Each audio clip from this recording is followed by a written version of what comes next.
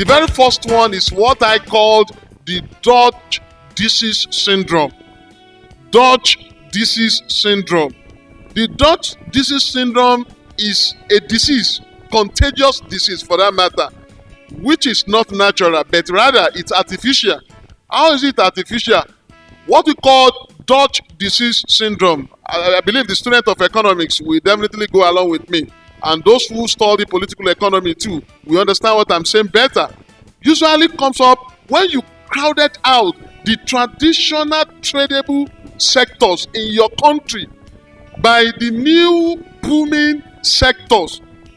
When you allow it to crowd it out, when you allow the new booming sector to crowd out, to displace the traditional sector, then you will definitely suffer Dutch disease syndrome.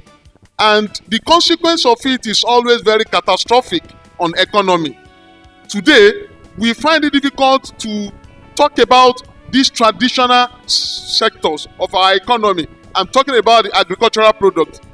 Between 1973 and 1979, even when Nigerian experienced oil boom, our exchange rate was relatively stable due to the fact that the agricultural product contributed and accounted for more than 70% of Nigerians' GDP, gross domestic product. Unfortunately, the moment we realize that these oil booms will continue to be in our society forever, we fail to realize that it was just for a period of time. We didn't make use of the windfall. Later on, we replaced the agricultural production with oil windfall, and we came up with structural adjustment program.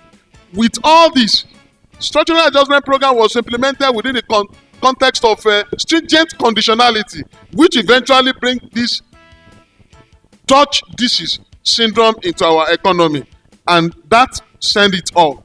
Number two, I'm talking about the political and economic effect of oil. This particular factor is closely related to the first one that we mentioned. Dutch disease syndrome, political and economic effect of oil. Today, nobody is saying anything about agricultural products.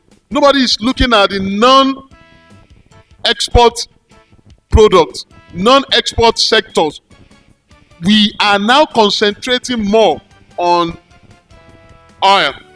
With this mono economy, anytime any destabilizing factor happens to the oil price at the international market, we are going to pay for it with our what? With our nose.